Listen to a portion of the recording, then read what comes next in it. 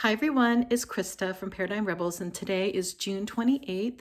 Happy new moon in Cancer. It's a very watery, emotional new moon.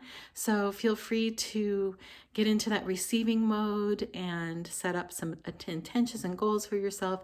If you feel called to do so, it's a good time to do that on a new moon. And if you're new to this channel, welcome. All you need to do to receive this energy balancing and clearing and this Reiki energy that goes to you and your home for the next 24 hours is to be willing to receive. That's all that is necessary to receive the healing benefits. If you feel called to, I would appreciate if you like or subscribe or both on this video. It helps me getting out there and for people to find me, the people who want this type of work and who are seeking this type of healing. So here goes. As always, I receive an intuitive message in the morning on these Tuesday mornings that I share in my live call and with you all here on the call. So here goes. The art of identifying your life or soul purpose is through your heart. How you feel at the moment about an avenue is real. Connect to the spark, a lightness, a fullness, a moment of joy. They are signs, they're all signs toward this avenue. So I just wanted to share that. Maybe I'll repeat it. The art of identifying your life or soul purpose is through your heart. How you feel at that moment about an avenue is real. Connect to the spark, a lightness, a fullness, a moment of joy. They are all signs toward this avenue. So I thought that was a really powerful message today. Sometimes they're a little different or special during these potent planetary moments or seasonal moments. And this is good too, because a lot of times people get confused by their life purpose or their soul purpose because they feel that it's coming from something outside of themselves, such as an authority telling them, or it could even be like they think, oh, my ancestors want me to do this or that, or I should do this for a family member, or this is what I'm supposed to do, or what am I supposed to do, or they're seeking someone that will tell them what to do, like, and let them know what to do with their lives. And that's actually not the case. It comes from inside. You came here to do something, and the way that unfolds and how you achieve it, there's so many different ways, like 30 different ways, imagine, of you being whatever it is that you want to be.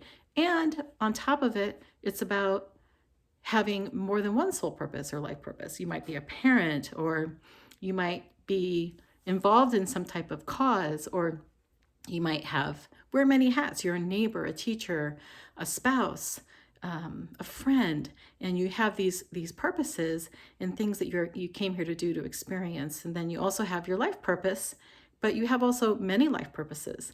And so that's something to think of too. It's not just this stagnant thing, and it can be whatever you want it to be, and you can change it anytime you want to manifest in different ways. And so just know that you're always achieving your life purpose. If you're just even thinking about it and you don't even know, you are achieving it just by that fact of being aware of you have this non-physical energy that is part of you, and you can access and create and manifest whatever it is your heart's desire is, and to follow that heart, like the message said today. So there, sorry for carrying on, right? Actually, I'm not sorry, but that's that patriarchal thing we're taught, right? Is to say you're sorry for sharing your truth and speaking and all that. So forget that. Delete it. Okay, here we go. So here is the group balancing from this morning. We balanced, as far as organs are concerned, we balanced the lungs and the large intestine. And so that's very heart oriented, right? And clearing and healing. We've had a tough week, haven't we, with the Roe versus Wade news and all of that. And so just know that the rise of the divine feminine is here. It's not going anywhere. And this is just part of the unfolding of the changing to something better. And this is causing people to create these new avenues for healthcare and well-being and how we are as a society. So anyway, so I feel pretty good about all of that in spite of the terribleness and grief and sadness and all of that. But I just wanted to offer that up to you as another perspective to try on, in that, yes, this is offering scaffolding and ideas and motivation for people to create new ways for people to be free and to have the rights of their own, over their own person, right? No matter what it is, whatever it may be. So anyway, okay, enough of that, right? Here we go. Oneness, we balance oneness, which is our connection to source and the collective, mind clearing the fragments and thoughts, worry, grief energy, clearing memories. So this is a good time to do this, as always, but the residual charge of any memories, and it's about acceptance and surrender is the theme that I got for some of these memories, in addition to just any memories you may have that are coming up today. Next, we pulled some limiting beliefs that are not true. They're culturally created, they're fear-based, and you can just let them go if they come up for you as something that resonates, or just maybe subconscious, just because it's part of it's very strong. These are very strong part of our programming. So here goes. I have to be serious. Life is overwhelming. I can't be present. I'll never have enough. I'm a saboteur or loser. People will like me if I'm nice. No one will help or support me. The world is dangerous, and I'm not secure in life. So we're clearing all of that.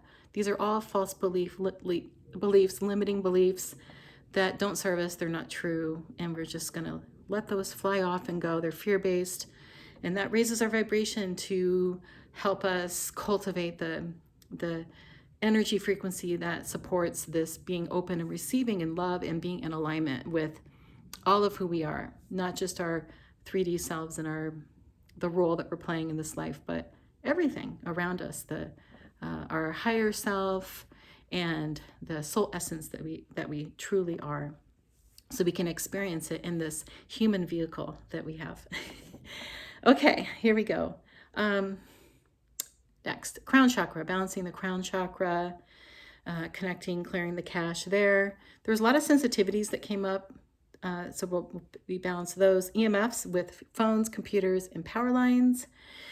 And if you don't know where your power lines are, and if you feel like you're EMF sensitive, just talk to them, or just say to your body, I mean, you are doing this balancing, but just for your own awareness and going about your day, you can just call in that to balance that sensitivity and to kind of create a barrier with those elements so that you're not sensitive to it and it's not taxing your nervous system. Heat and dampness, that's another thing that we can't really control in our environment so much, but we can balance that sensitivity to it. And the last but not least, the emotions of sadness and grief, so that when we see sadness and grief or experience it ourselves, and there's been a lot this week, just going out into the grocery store, you can feel the difference with what everything is going on.